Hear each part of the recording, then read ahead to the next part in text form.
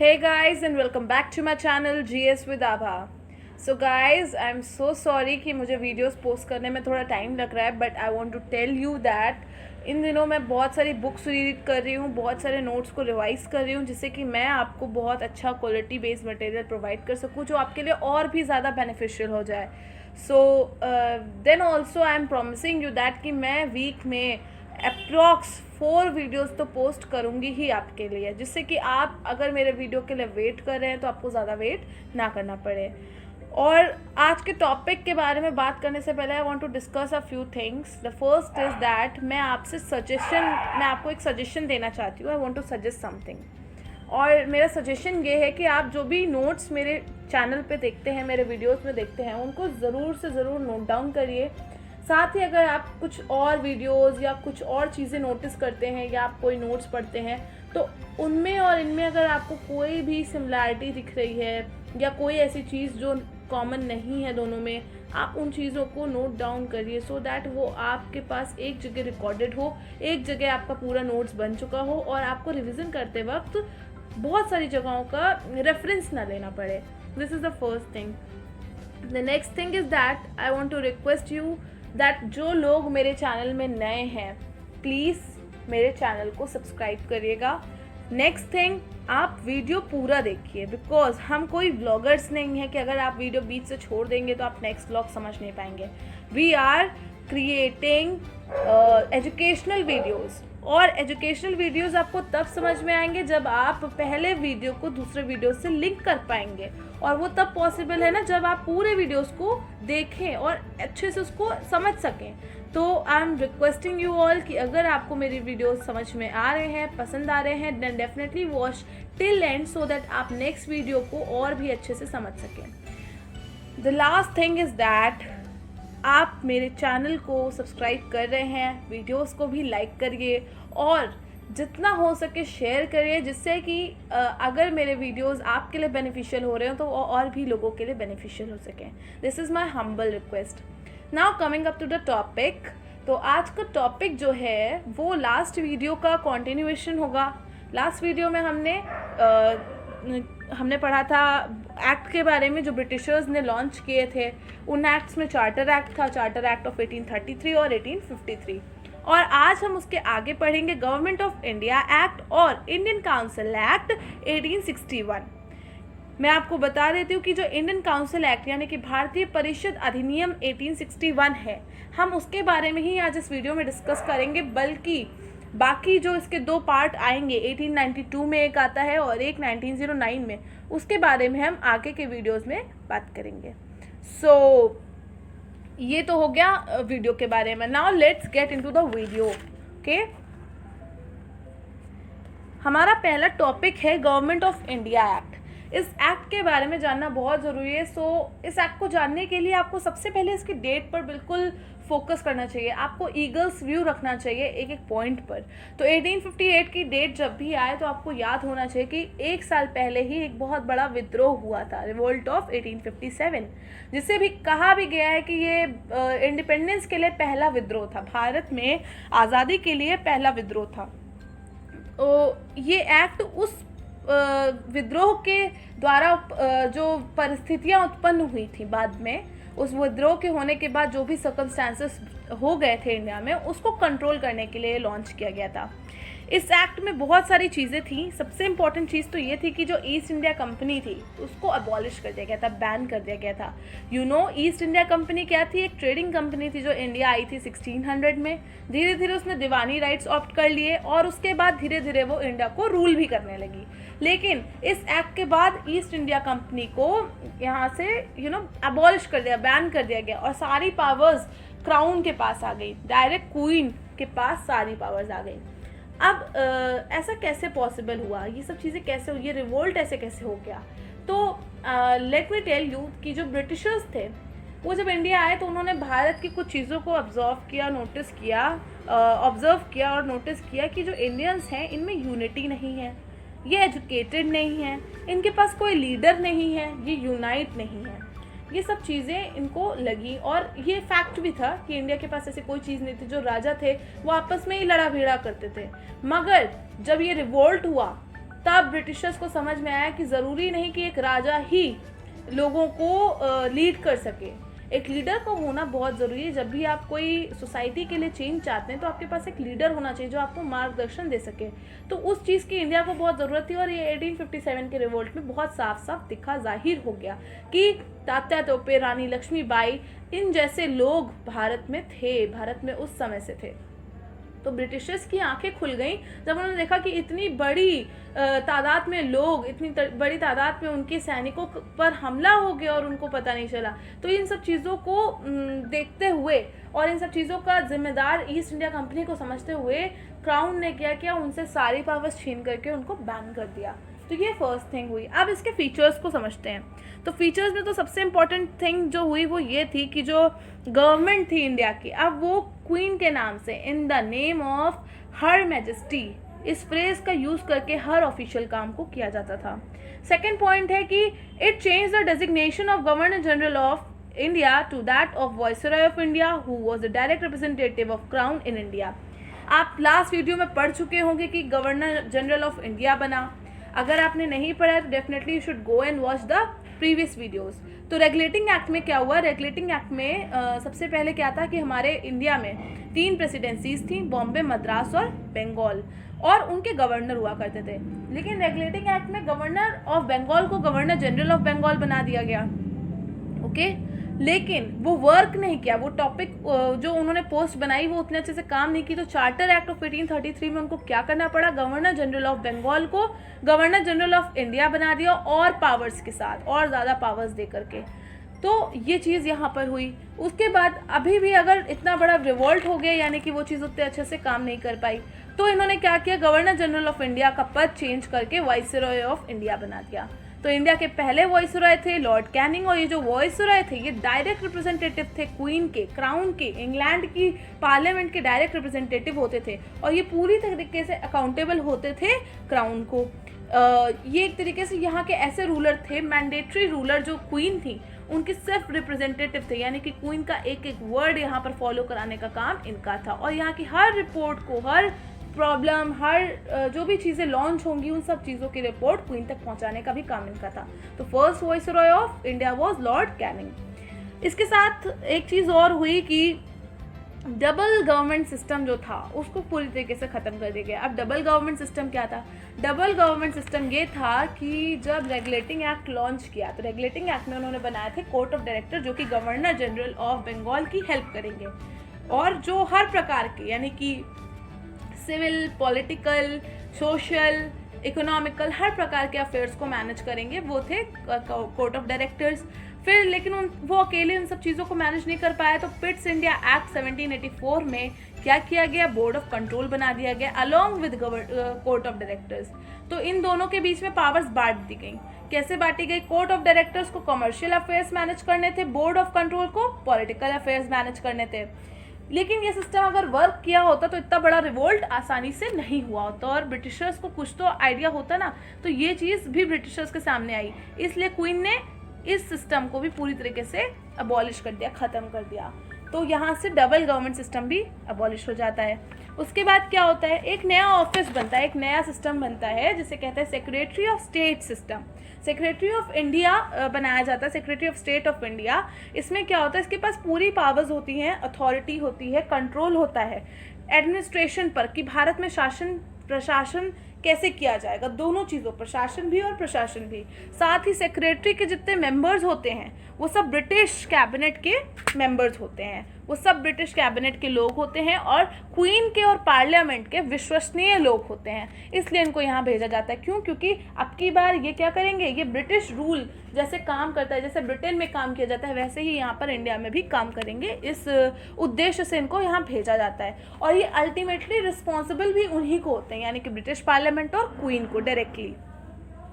इसके साथ ही क्या होता है, अब एक वॉइसरॉय और ये ब्रिटिश कैबिनेट के जो लोग थे, ये अकेले इतने बड़े इंडिया के टेरिटोरियल रीजन को संभाल तो सकते नहीं थे, तो इनके लिए एक एडवाइजरी बॉडी बनाई गई, एक 15 मेंबर्स की एडवाइजरी बॉडी बनाई गई। जैसे कि आप 5th पॉइंट में पढ़ सकते हैं कि it established a 15 members council of India to assist the secretary of state for India. The council was an advisory body, the secretary was made the chairman of council.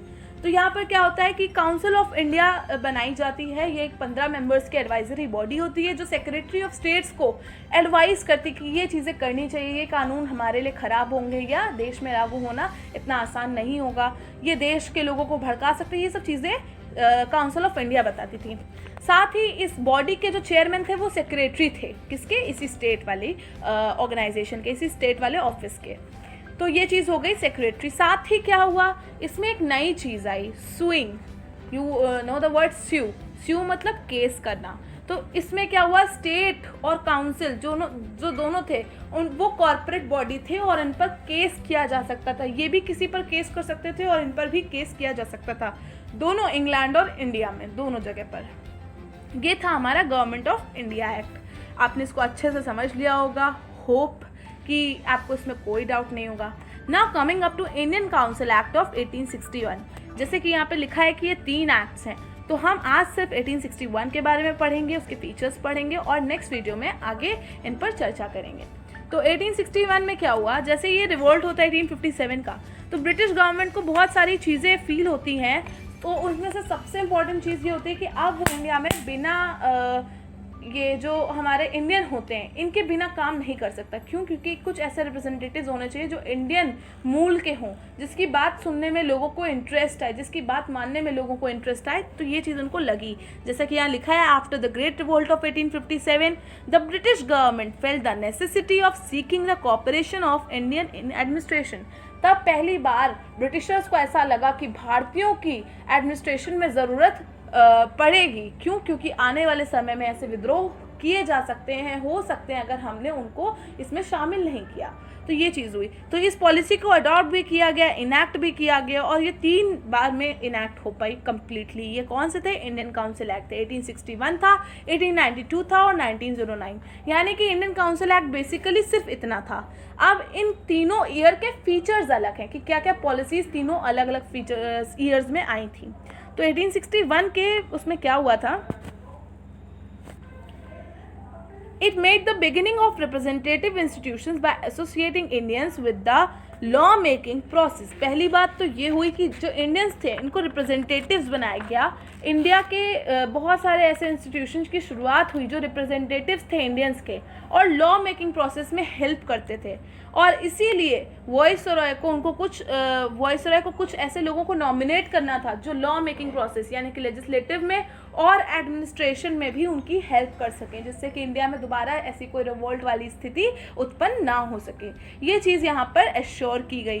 क्या assure किया गया? I am reminding you all again कि यहाँ पर से representative institution की शुरुआत की गई, जहाँ पर जो गवर्नमेंट सिस्टम था, जो एडमिनिस्ट्रेटिव और लेजिस्लेटरी सिस्टम था, इसमें इंडियंस का इंडल्जेंस भी लगाया गया, इंडियंस को भी शामिल होने दिया गया। और इसको नॉमिनेट कौन करता था? वाइसरॉय ऑफ इंडिया करता था। ताकि क्या हो, ताकि इंडिया को लगे कि उनके लोगों को भी इस सर्विसेज में या लॉ मेकिंग प्रोसेसेस में इन्वॉल्व किया जा रहा है और उनके साथ कोई भी प्रॉब्लम कभी क्रिएट नहीं की जाएगी, जिससे कि दोबारा रिवोल्ट कभी ना हो।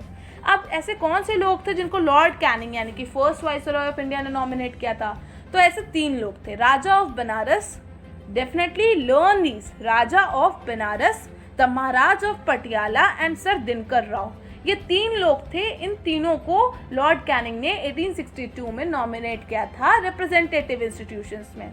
Okay, now the second point is it initiated the process of decentralization by restoring the legislative powers to the Bombay and Madras presidencies।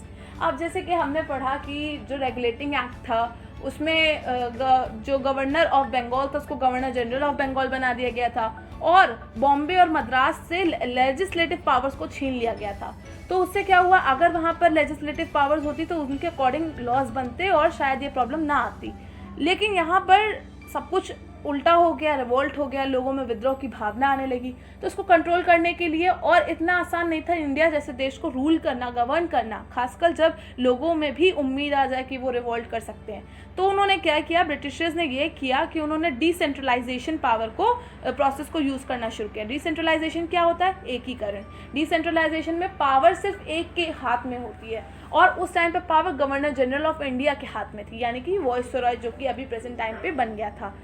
लेकिन जब ये चीज़ें हुई तो वाइसरॉय की पावर्स तो एज इट इज़ रखी गई थी, मगर बॉम्बे और मद्रास प्रेसिडेंसी के जो गवर्नर्स थे उनको भी पावर वापस कर दी गई कि आप अपने स्टेट के, आप अपने लोकेशन के अकॉर्डिंग भी लॉज बना सकते हैं। मद्रास और बॉम्बे प्रेसिडेंसीज को उनकी लेजिस्लेटिव पावर्स को वापस कर दिया गया था। ये था हमारा सेकेंड पॉइंट। थर्ड पॉइंट क्या है?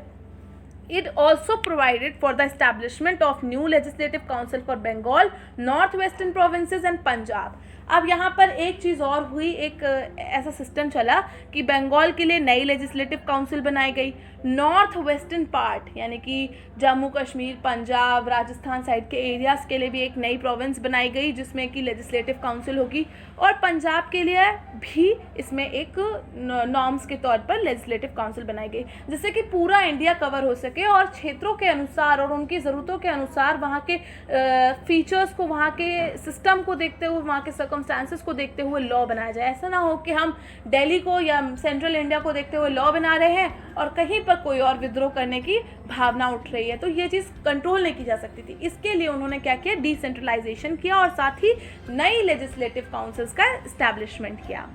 इसके साथ फोर्थ पॉइंट में आप देख सकते हैं कि it empowered the viceroy to make rules and orders for the convenient transactions of business. It also gave recognition of the portfolio system introduced by Lord Canning in 1859। अब यहाँ पर क्या होता है? यहाँ पर ये होता है कि जो वाइसरॉय है उसको बहुत सारी पावर्स दी गई हैं। ऑब्वियस है कि पहले भी दी गई थी, मगर अब कुछ ज़्यादा पावर्स दी जाती है। कैसी पावर्स होती हैं?